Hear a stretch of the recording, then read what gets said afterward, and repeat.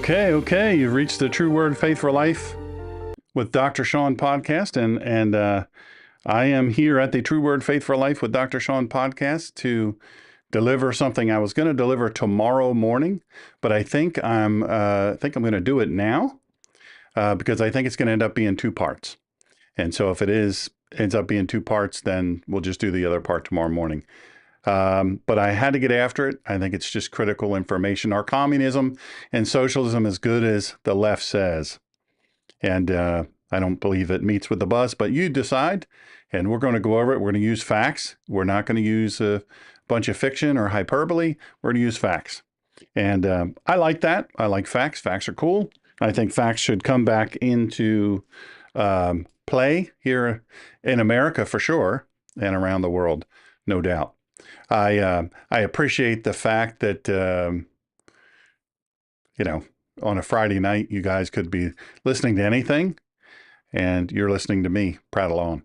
I know that these are very important topics for sure. God has laid them on my heart, and therefore that is why I'm ripping it. So I hope that you can hear me well. If you chime in and you happen to click into the live chat, would you mind being my sound tech and letting me know, is it loud enough? Can you hear it? Too loud, too buzzy, whatever the case may be. And you can also put in there, I hate your hat. It sucks. Why are you even wearing it? You can put that in there if you want to. You can put anything in there you want, as long as it's nice and kind to other people. If it's true, and the truth hurts, well, I'm okay with that too, because that's kind of what we do here. If you are on our Buzzsprout RSS feed for the podcast that is built for, my mom said I have a face for radio. So, yeah, it was a tough growing up. It was tough. But I got over it. No, I didn't. Just kidding. But I do have a face for radio.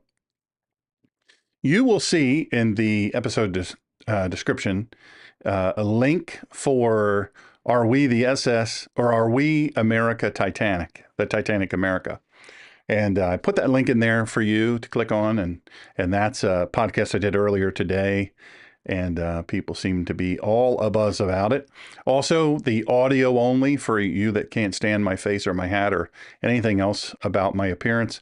The audio only podcast link is right below that. So communism and socialism, why believers must reject these dangerous ideologies. And, look, I'm going to introduce Marxism, communism, and socialism. These are ideas. These are ideologies. These are, to a great degree, cults that have shaped many nations, but with consequences that should absolutely concern believers. And I'm going to acknowledge the current political climate where some candidates and movements flirt with these ideologies, if not come out and French kiss them. I mean, they are all over it. So communism, I'm going to give you a detailed definition of it, but suffice to say, classless, stateless society, wealth distributed based on need, not necessarily. And in practice, it often leads to authoritarian regimes with centralized control. So think Soviet Union. I was just loving on my dog, and yeah, I might be a little allergic to him. Podcast puppy. He is not in here. He's with Mrs. Greener here in the other room. She does not sit in here and cheer me on for my podcast. She's probably listening on her own, maybe. Could you click on like? I have to pay her for likes. So anyway, we're going to go in deep on all of these things. We're going to talk about some areas. We're going to be fair. We're talking about some areas where it did work to some degree for a little while. So part one of this, potentially part two. I don't think I'm going to get to part two tonight. What is it? Is it really as good as the left says? And then part two, if I don't get to it tonight, which we'll bet on that. Bet your folding money on why believers must reject it. It'll be a podcast tomorrow. So anyway, remember those links. Click on those. Click on like and subscribe. Hit the little bell. So my brothers and sisters in Christ, I've been thinking about this. Today, I think before you go to the ballot box, some of you may have absentee voted already. But I think today we need to have a real discussion. We need to discuss a force that seeks to, it's trying to tear apart the very fabric of our nation. It's trying with a great deal of success to undermine the principles of faith, freedom, and morality that we hold dear. Now, when I say we hold dear, understand that I get that they don't hold it dear. They don't like it. But I'll explain the reason why. Even the morality, they have no clue what we're even talking about. No clue. And freedom of speech only applies to them, not to us. You're free to agree with them. I'm talking about Marxism and communism, and we don't talk a lot about it. Socialism, communism, Marxism. One of the current candidates of the president of the United States is absolutely on the fence between Marxism and communism. I know, hard to believe, but it's true. And that candidate is to the hard left of Senator Bernie Sanders. Who would have thought that was possible? But it is. She said, hold my root beer. So these ideologies, they've gripped various nations and movements throughout history. They're fundamentally and consistently destructive, not only to societies, but to the very soul of humanity. And you know what, as believers, we've got to understand what these ideologies are, why are they so incompatible with our faith, and why we have to reject them, especially when we vote for our elected officials. Look, the first order of opportunity, we have to build a foundation of facts. That's what I like. Hi, Miss Carolyn. How are you? Thank you so much for joining me. Let me know, as the newly hired for nothing tech engineer and sound commenter, how do we sound? Hopefully we sound good, because I don't know how to fix it. Anyway, look, anytime you want to embrace some sort of knowledge, you have to build a foundation of facts, not feelings, not emotions, but facts. So that applies here, these devastating ideologies and their proponents around the world and throughout history. Now, let me interrupt myself here to remind you about Sundays with Dr. Shawn. I think we're going to do it at 6 p.m. It's all going to be live. It's all going to be live. So Sundays with Dr. Shawn is coming back. I'm thinking either 5:30 or 6. I think 6. We used to do them at 6 at the Kehala in Delaware, and we used to broadcast all around the world. And we're going to do that again. We don't have a live audience here, but that's why we invited you. So all that said to say this, thank you, Carolyn. I really appreciate it. So all that said to say this, these devastating ideologies and their proponents around the world and throughout history, we've got to understand the foundation, or we're really in a pickle. By the way, Sundays with Dr. Shawn, that's going to be this Sunday, starts this Sunday. So I hope that you will put it in your calendar. If you like and subscribe and click on the little bell, you'll get a notification. When I schedule them, you'll get a notification. You'll know exactly when they're going to be. So I would love to have you. I'm really looking forward to it. I'm super, super stoked about it. And, hey, it is what it is. I'm going to get after it. It's going to be Bible teaching and sermons. So if you're not into that kind of thing, you say, man, that's not my thing. A, either you could give it a try, or B, you could just say, hey, that's not my thing. But if you love it, if you love that sort of thing, I would absolutely love for you to join me. Carolyn in chat, I appreciate that you hope I'm doing well too. I am. That's why I'm doing 2 podcasts in one day. Super exciting. So the success of communism, socialism, and Marxism, it's a highly debated topic, right? Because nowadays, colleges and universities are teaching communism, socialism, and Marxism is a really great thing. Now, whether you think that communism, socialism, and Marxism are great things depends on whether you studied actual history or you studied a revisionist fantasy. And their effectiveness depends on how one defines success and the specific historical context in which these ideologies were implemented. Each ideology has its own variations, right? They're very different. People are different. The ideologies are different. And different countries have experienced different outcomes. When they've adopted these systems, they've experienced different outcomes. So here's a breakdown of how they fared. And you decide if this is something you want. So communism, let's take that first. Everybody knows that name. We'll go with that one first because that's what seems to be everybody talks about nowadays. Communism and socialism, really loved by the university class. Communism, as envisioned by Karl Marx, is a classless. Now, that is not to say they don't have any class or elegance. There are no classes. In today's podcast, the SS Titanic, or Titanic, Are We Titanic America?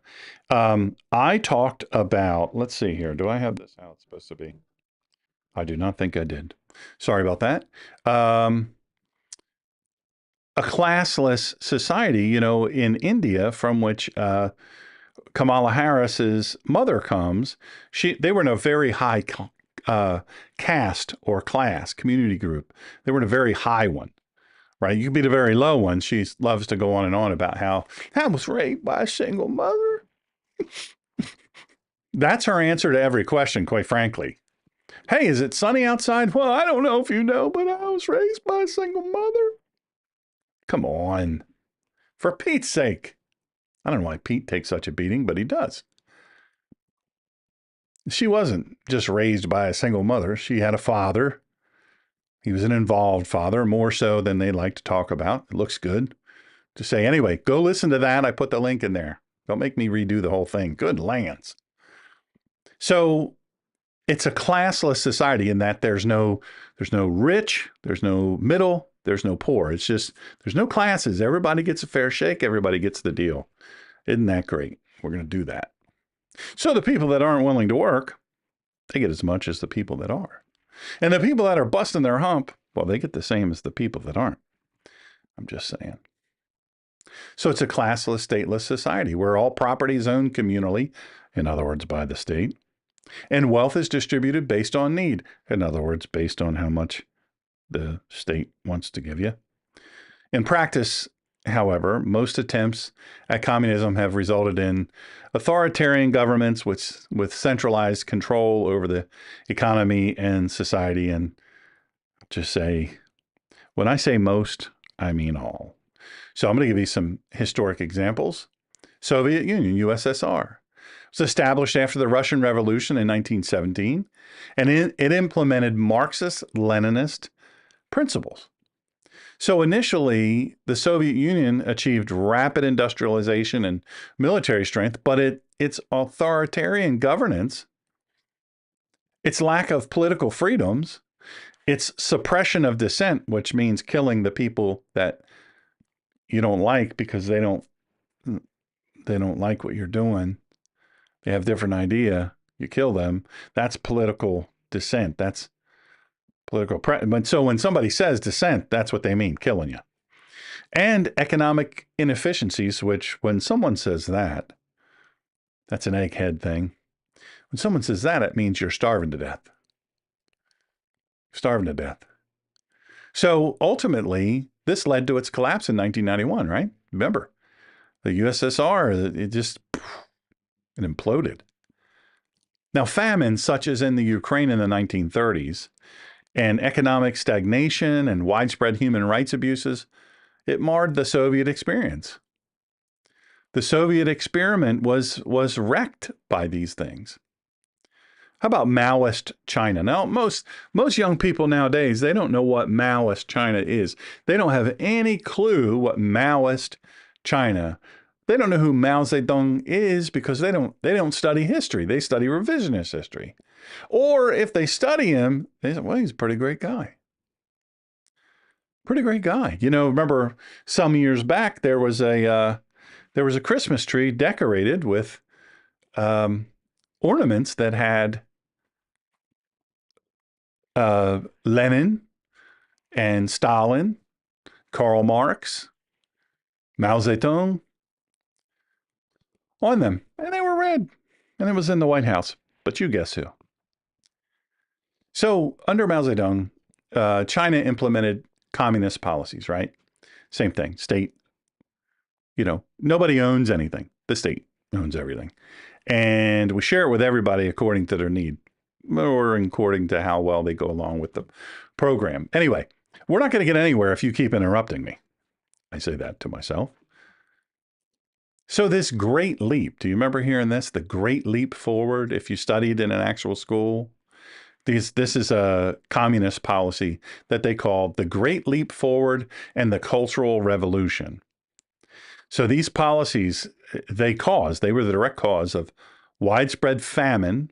When we speak of famine, we speak of famine in Russia and in North Korea, in China. When we speak of famine, we're talking about people who died of starvation.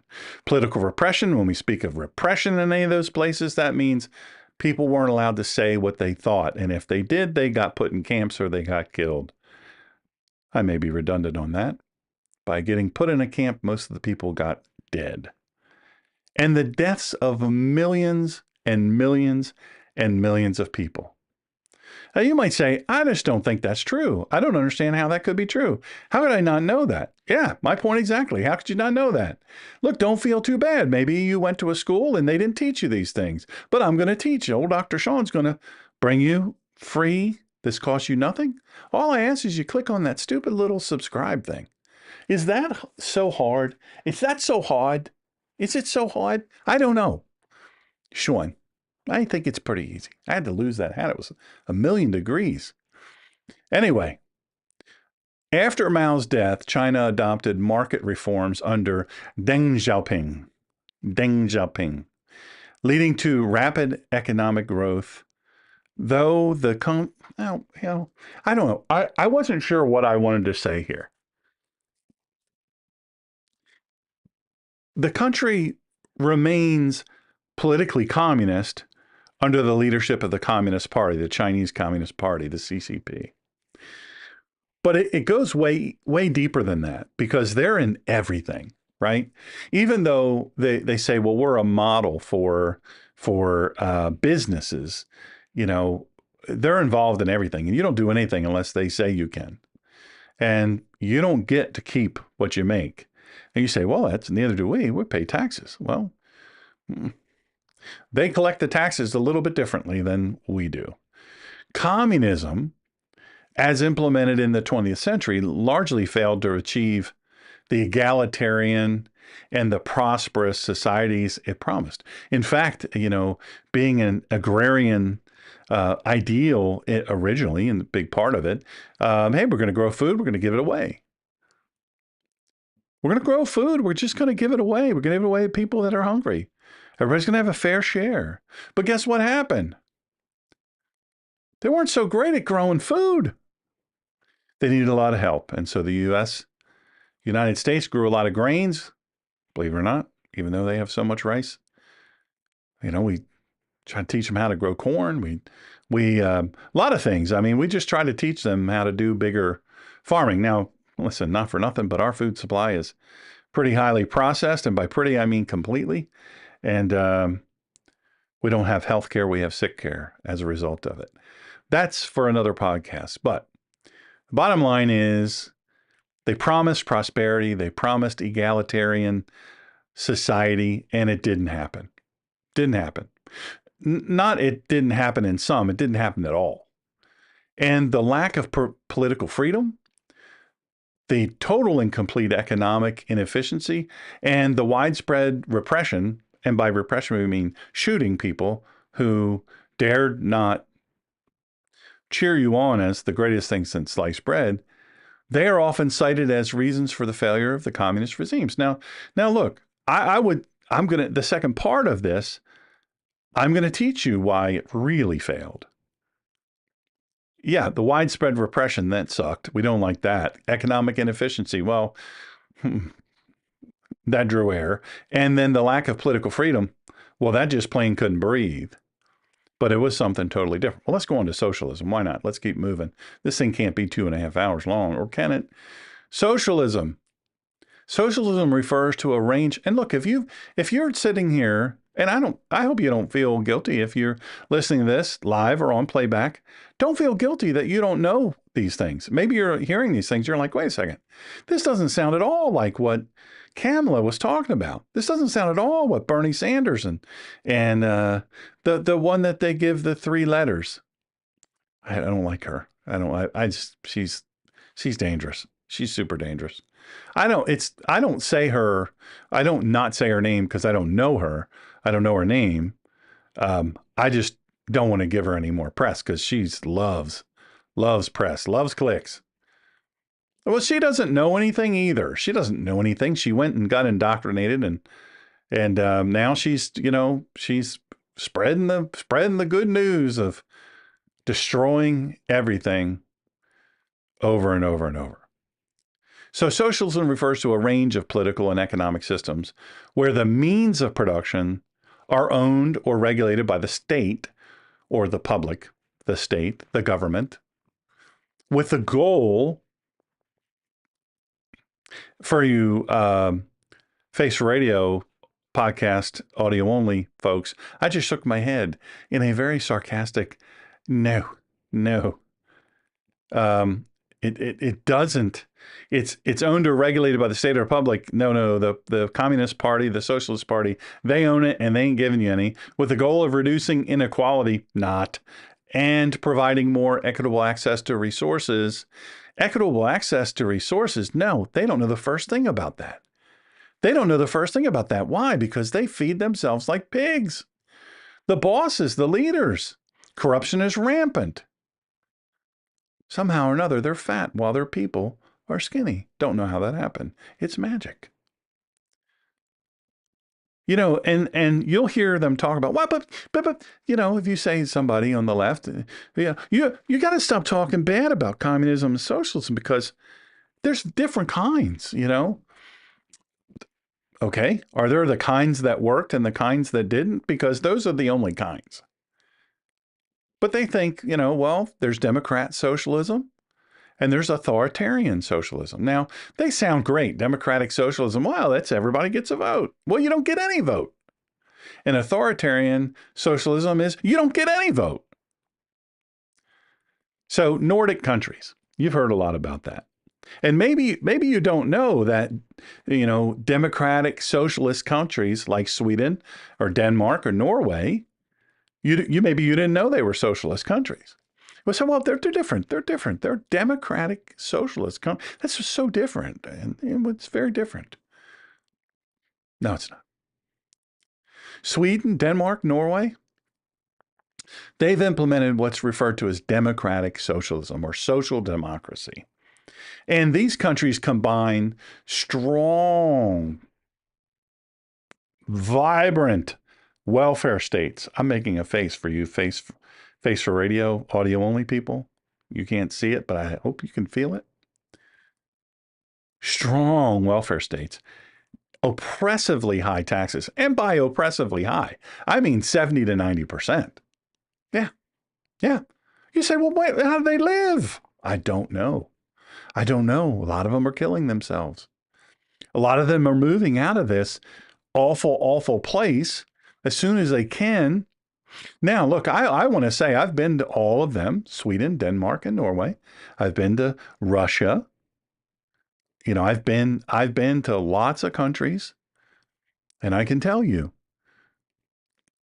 among the ones, Sweden, Denmark, and Norway are pretty nice places. Now they're overrun by Muslims because they said, hey, we want to welcome everybody. I'm going to put on my radio voice now. Yeah, we want to welcome their good folks from the countries that believe in having sex with 6-year-old girls is okay. And well, we want to welcome those refugees from those places that have nothing but dirt. We have lots of grass. Why in the world would we keep those beautiful people away? Let's just invite them in. And when they get here, they're going to love it so much. And you know what? I bet they're not as dumb or nefarious as all those terrible, racist, misogynist, bigoted Republicans. And I bet they're going to contribute to society. Yeah, I think they will. Wait, 1 year in, 2 years in, 3 years in, they're having to slam the door. Countries like Sweden, Denmark, Norway, they've had to slam the door on them. So they, democratic socialism, social democracy sounds great. Extensive public services like universal health care. We hear an awful lot about that.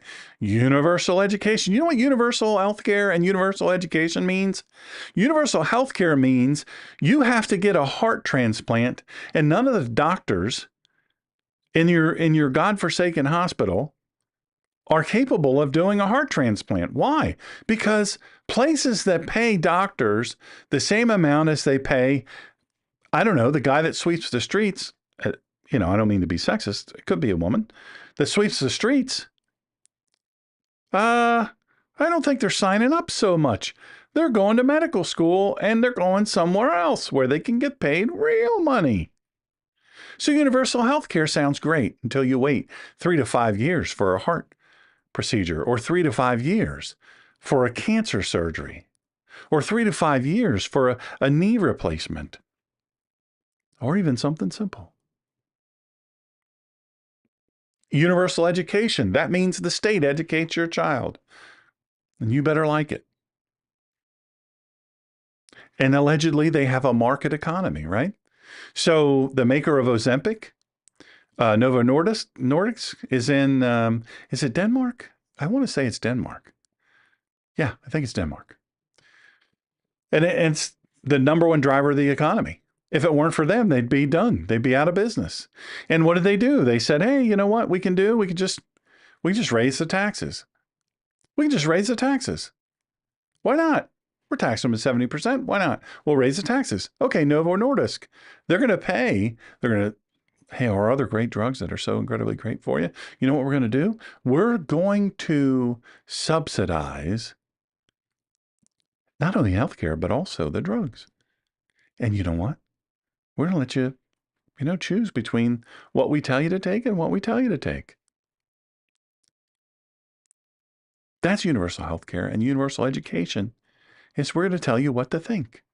We're not going to tell you how to think. We're going to tell you what to think. Now, listen, I would say that our elite universities here in the United States of America, they're propagandists. In my first book, I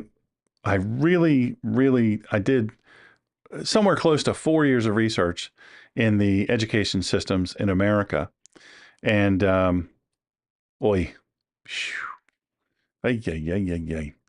Anyway, that's for a different podcast. So those nations, remember what we said, Sweden, Denmark, Norway. Oh, by the way, somebody asked, well, what is what's the title? God and Country, The Colonization of Politics was the radio show, which I don't have anymore. And then Excellence Killed the Church, How Mediocrity Destroyed America. That is the first book. It is not my best book. My best book is about to come out. It's at the publisher now, but I wrote the first book with, I was in pretty bad way physically. Anyway, also another podcast. So my point is they allege that they have a market economy, but really and truly the government tells the companies what they're going to do. And then the companies go, without us, and I don't know, not for nothing, but we could move to another country. I don't know if you know this, but they have pharmaceutical companies in other countries. We could move. So what happens? Then there's that push-pull. They say, well, we want a market economy, but, you got to quit telling us what to do or we'll leave. And we'll take 80% of the taxes, in the country that are paid with us. So a lot of folks will say these are successful examples. Well, they're not. Denmark is crumbling. Norway is crumbling. Sweden is crumbling. Now, look, they have high living standards. There's no doubt about it. I've been in both of them, or all three of them, and they're beautiful. Their topography is amazing, but they are struggling hardcore. They have very low poverty rates, except for the people that live in low poverty or live in poverty. You say, well, wait a second, that's a bit of a conundrum there. Yeah, they push those people around a little bit. That's like sweeping up before, somebody comes over to your house, hoovering up the carpet before somebody comes over. Well, it's not how it really looks most of the time. That's like picking up everything that's laying around and throwing it into a closet. Hey, come look at my house. Welcome. So glad you're here. But don't open that closet. So they're thought to have a strong social safety net. And what does this mean? This means, hey, I got hurt at work and I can't work anymore, ever. Okay, well, we're going to provide you with free medical care and we're going to give you a stipend. We're going to call you a pensioner and we're going to give you a stipend. Well, how much is a stipend? How much is it? Because that doesn't even buy groceries. So then you have a real issue. You're in a real pickle here. Anyway, that's a whole other podcast in and of itself. So their economies now are suffering bad farmer policy, horrific farmer policy. Their ag policies are beyond anything you've ever imagined. Nobody could come up with just a horrific mismanagement of what otherwise is a great agricultural economy. So now they're suffering because their citizens are hitting the eject button. Right? I talked about how Novo Nordisk, they've gone to them and said, hey, not for nothing, we could go somewhere else. That won't kill us in taxes.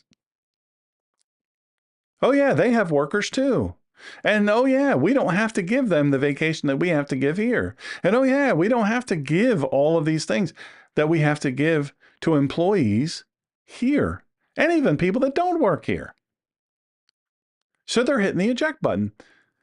They're saying, hey, I'm out. I'm out. These taxes are too much. This is like California, right? People are sick of paying the high taxes for what? They're just punching the button. I'm out. I'm hitting the button. I'm flying out the top of the cool car. And I'm going to parachute and I'm going to land somewhere else. Because I don't want it. And I certainly don't want it to pay for insane social policies and programs that I don't approve of. They're leaving because they can't stomach the astronomical taxes that seem to only go up. Well, let's talk about Cuba. Right? Cuba's, 93 miles off the coast of Florida, United States? Cuba adopted a socialist system following its revolution in 1959. I always have to laugh. These people that run around with these Che Guevara shirts and hats on, like he was some sort of just, benign poet. Well, he killed gay people, and he killed anybody that didn't like what he was doing. He killed all of his opposition. Didn't work out great for him, just saying. But the point is, he wasn't such a great guy. Oh, Cuba, hey, if you look at the brochures, they achieved incredible successes in areas like healthcare. You go to any hospital, you get healthcare if you're from Cuba. Facer Radio, audio only podcast audience. I'm making the big air quotes with a face.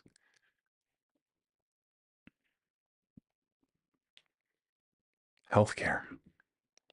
We call it healthcare. And education. Okay. Except that people are dying at alarming rates of relatively innocuous diseases and conditions, which in the United States are considered relatively minor. And they're educated folks. Again, big quote marks. These people are only educated based on their outdated ideologies of Cuba and their revisionist history. Cuba's in a pickle economically. They have slums in Cuba that make our slums look like Beverly Hills. Political repression. Look, I've said that term a few times. Hey, they know how to do that really well in Cuba. It's called pull the trigger because they shoot a lot of people. They throw a lot of people to the sharks. This means political repression means killing your opponents. It also means you have a lack of basic personal freedoms. You can't say just anything you want. This country remains under a solid one-party system with no political or economic freedoms. You want to get deaded real quick? Hey, I've been wondering where those camps are for people who don't go with the party line. Maybe what I'll do is I'll say something that doesn't go along with the party line, and then I'll find that camp. Oh, wait, my idea didn't work well because I forgot. They're going to blindfold me, and then they're going to beat me half the way there. So I won't know the way. That didn't work out. How about Venezuela? Man, we're hearing a lot about Venezuela. Venezuela adopted a form of socialism under Hugo Chavez in the early 2000s. I don't know if you know, but Venezuela has massive oil reserves. Massive. Now, they were popular. I mean, it was a popular place to be. It was beautiful. And they did great in reducing poverty and improving access to healthcare and education. They brought in doctors from other countries. But guess what they did? They relied completely on their oil revenue. And then they got a little fat, dumb, and happy. And they got a little corrupty. And guess what they started doing is they started writing checks their butts couldn't keep. And they egregiously mismanaged their economic resources, their natural resources. Insane corruption. It led to a severe economic and humanitarian crisis that is well worse than third world in scope. They eat dogs there, the family pets, the zoos. Yeah. Fido, that zebra. Yeah. That's real. You say it can't be.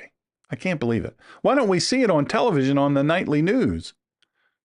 Why don't we see the CNN people talking about it? Because they are educated to believe, well, that's them. They did it wrong. We're going to do it right. It's been every other time it hasn't worked out, but we're going to be the one time it does. Democratic socialism in these Nordic countries I talked about. It appears to be successful on the outside. Spend a little time there.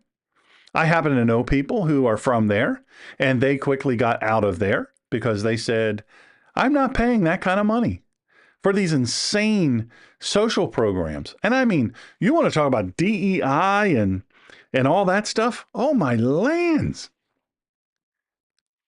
Way worse there. Way worse. On one hand, there are some people that have a higher standard of living. Some people have a better economic stability until people get sick of working their fingers to the bone so that others can sit on their butts. Authoritarian socialism, as seen in countries like Cuba and Venezuela, they've struggled. They've publicly struggled. Economic inefficiencies, political repression, say it with me, that means killing your opponent. And just overall country mismanagement. It's horrific. They're incredibly corrupt. So I have a dear friend who his dad was a high-ranking general. I mean, general, that's high-ranking. But he was a high up guy in Venezuela, and he didn't like how it was going, and he started to speak up about it, and they came after him and his whole family. He fled with his whole family, came to the United States. And that is one proud American. They kill the people that disagree. But one can only conclude that eating the family dog is a sign of it ain't working. When you start looking at Fido and licking your chops, it ain't working. And you say, well, what about this Marxism? This Marxism kind of sounds kind of sexy. It's got an X in it. Marxism is the ideological framework developed by Karl Marx. Right? These guys have been long dead, so you don't really hear anything about them outside of the liberal universities. And by liberal universities, I mean universities. So you don't know what they're teaching these kids. It's unbelievable. So Marx didn't like capitalism. He didn't like that some people could work harder and have more. Now, this is a dude that never had a job, by the way. I don't know if you know. Never had a job. No, no, never a real job. Everything else he'd done failed in life. He was never an employee, let alone a boss. But he's going to go on and on and on, tell the world how you're going to live, how you're going to run governments, how you're going to run your country. So he critiques capitalism. He says, hey, I'm all about a classless society where the working class, you're the proletariat. That's what that means. Working class, proletariat. And us workers, there's more workers than there are the capitalist class, the rich folk. We call them the bourgeoisie, right? Proletariat and bourgeoisie. We're just going to overthrow them. It's what we're going to do. We're just going to overthrow them because I bet you they got all of what they got by being on our backs, That's not fair. That's not right. So we're just going to overthrow them. And I'll grant you, Marxism influenced many political movements, including our current Democrat Party, United States of America. But you know what? There have been many political movements that they drove completely off of what they believed about Marxist, Leninist forms of socialism, Marxism, and communism. Look, Marxist-Leninist states, many Marxist-Leninist regimes, well, look at the Soviet Union, China under Mao, Eastern European countries during the Cold War. They implemented Marxist principles with heavy state control, planned economies, and suppression of opposition. And when we say suppression of opposition, we mean killing them. Now, while some of these states achieved rapid industrialization, and they developed very quickly in their early years, at some point you run out of money because who's making money? They faced long-term economic stagnation, political unrest. Well, let's talk about the cultural and political influence. Marxism has been a powerful force in shaping labor movements. Did you know this? Now, look, I'm not anti-union. I'm just anti-corrupt union. I'm anti-idiot union. Negotiate fairly for your members. But realize this. They're not always lying to you when the management says, we don't have any more money because of all these programs you demand and all these super high salaries that you demand. I don't know. We can't. I hear that young people nowadays, I don't know. I just can't. I can't with this. Well, when the management says of the companies, look, we want you to prosper too. We love when you're happy, but when you're charging us more than we can afford to pay because we got to make a profit, because we have to plan on ups and downs of the economy, ups and downs of the political, the legislative environment, the appeal of certain things. Maybe they don't like this kind of car or that kind of car. That's right, Carolyn. They run out of other people's money to spend. So, Marxism, it's a powerful force in shaping labor movements. I'm sorry to say, I don't feel bad about being a capitalist because it works. Look, Marxist ideas, the Marxists want to take credit for promoting workers' rights and shaping social policies in various parts of the world, even in non-communist countries. But those same countries, workers are not free to think, let alone speak freely. Look, when you have to kill your opponents to stay in power, things aren't good. Eating Fido isn't good. Killing your opponents to stay in power, not good. When you have to put up big fences to keep people in, and then when you don't want to deal with your criminals and your insane, your criminally insane people, well, send them to America. Why not? We'll take them. Check out your history. By the way, you can't come back. I understand. I understand. Intellectual and political influence, particularly when throwing rocks at capitalism, something they just don't understand. Social justice, I hate that when you have to put a qualifier in front of the word. It demeans it. Social justice, racial justice, gender justice. Oh, for Pete's sake. Again with Pete taking the heat. Why? Usually these are college students and professors, right? At elite universities paid for by their ultra-liberal parents. These same college students have been educated from pre-K to almost pre-K, pre-K almost, to pre-K, pre-K, like there's a million of them now, to K through 12.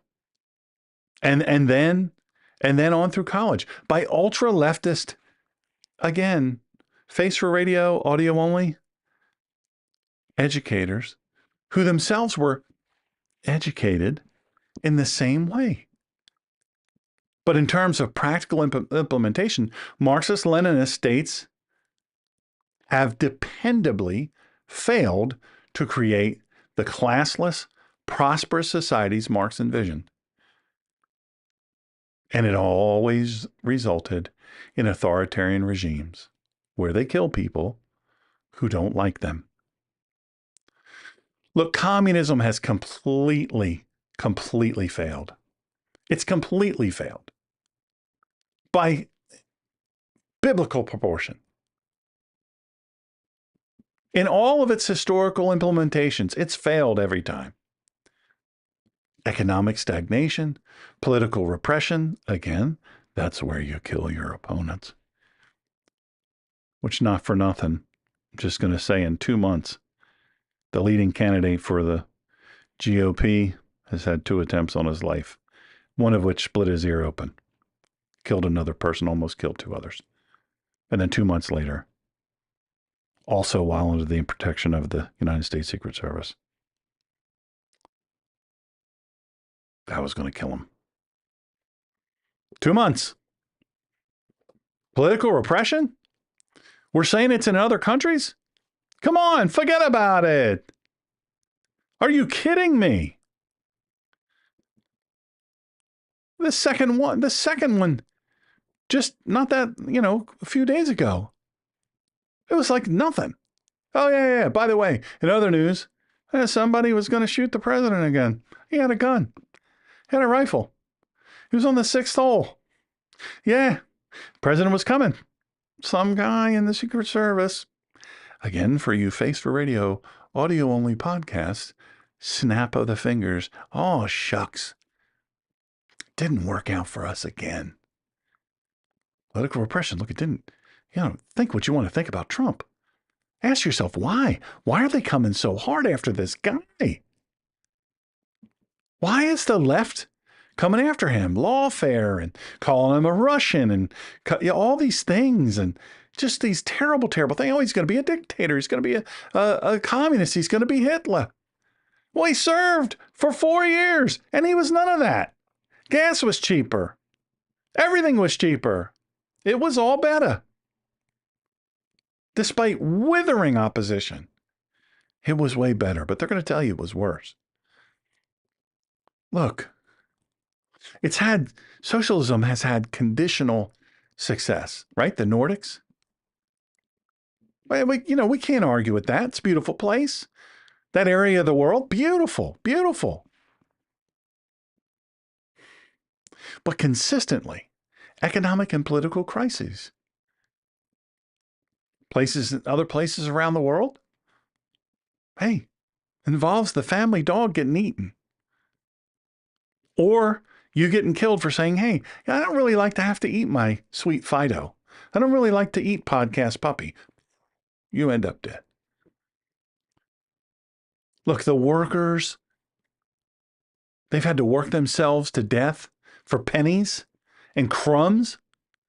For those elite intellectuals who always seem to want more,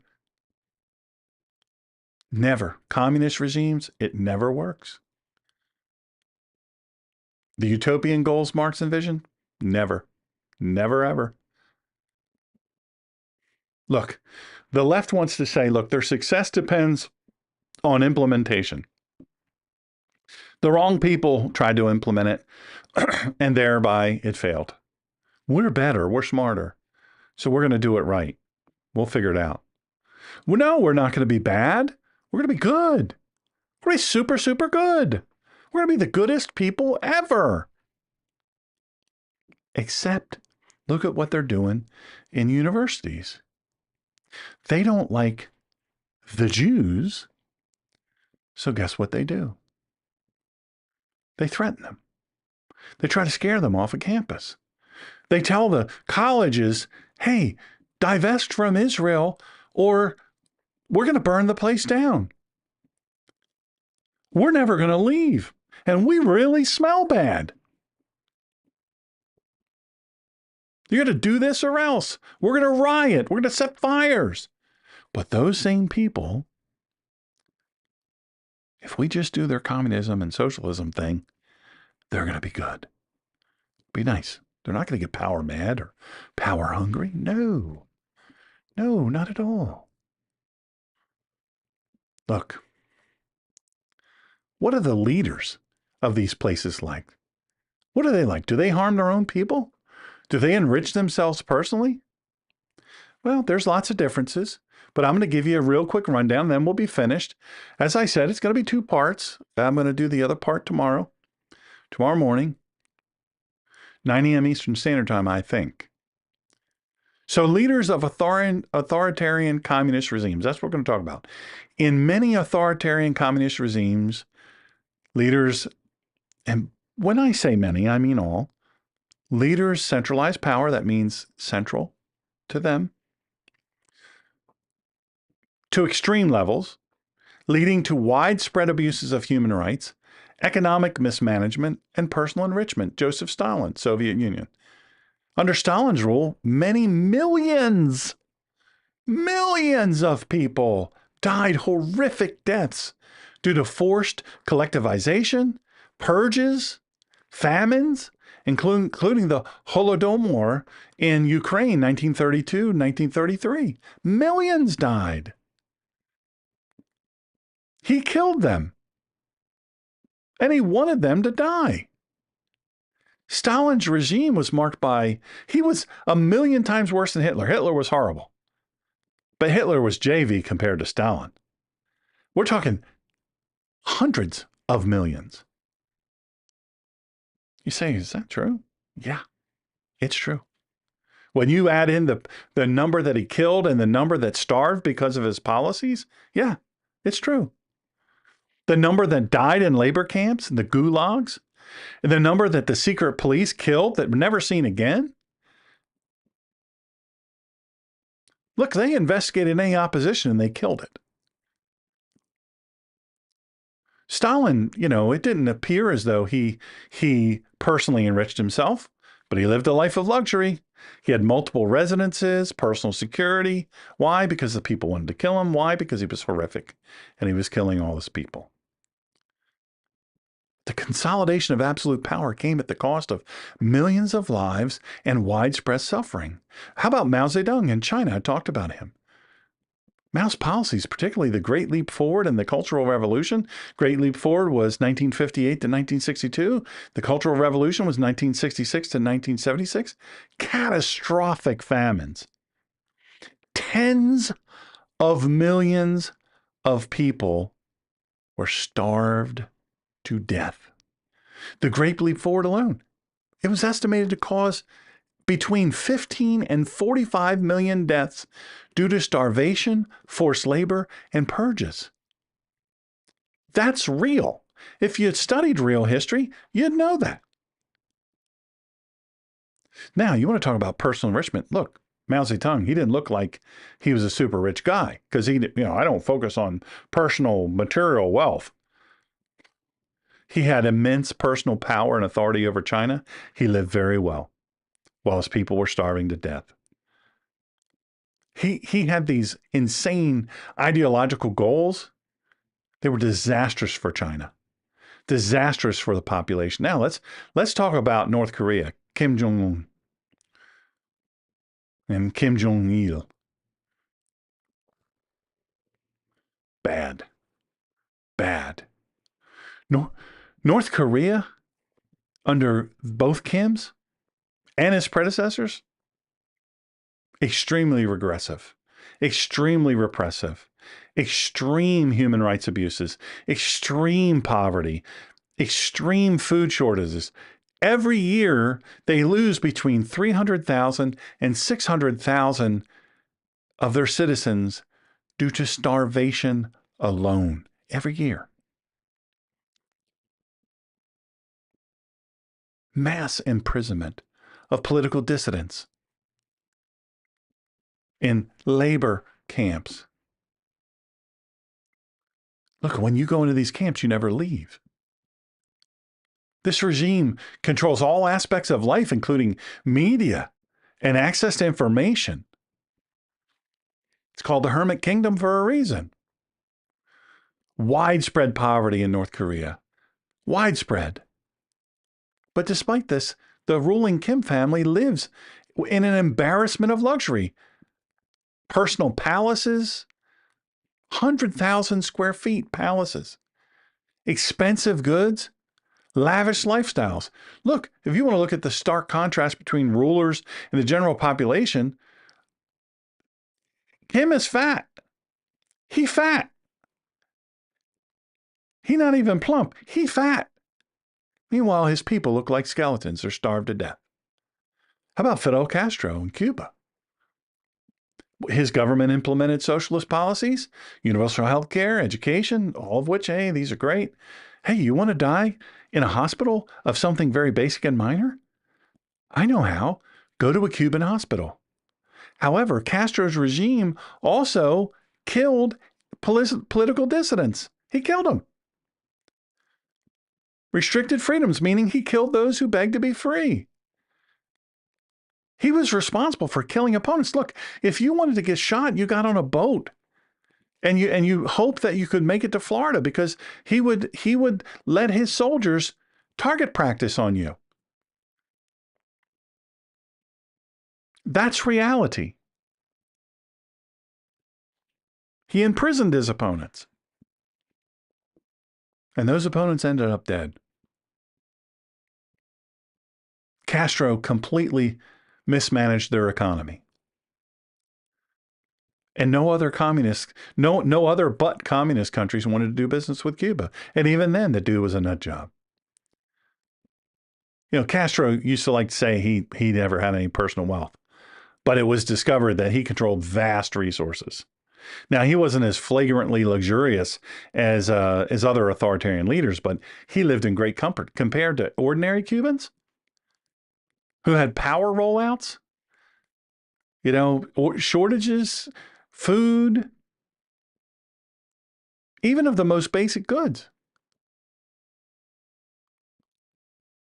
Look, I'm going to just tell you, this is not something that we want as a nation. We do not want these things as a nation here in the United States of America. We want freedom. We want liberty. But more than anything, we as believers, we have to reject socialism, communism, and Marxism. We have to reject these things. Why? Because Marxism, communism, and socialism is anti-God. And I'm going to talk more about that. I think tomorrow at 9 a.m. Eastern Standard Time. I'm going to talk more about that. I'm hoping you'll join me then. I don't know. We're at 59 minutes. If I click on finish, we'll be finished before. Thank you for joining me. Click on like and subscribe. God bless you and keep you. Shalom, shalom.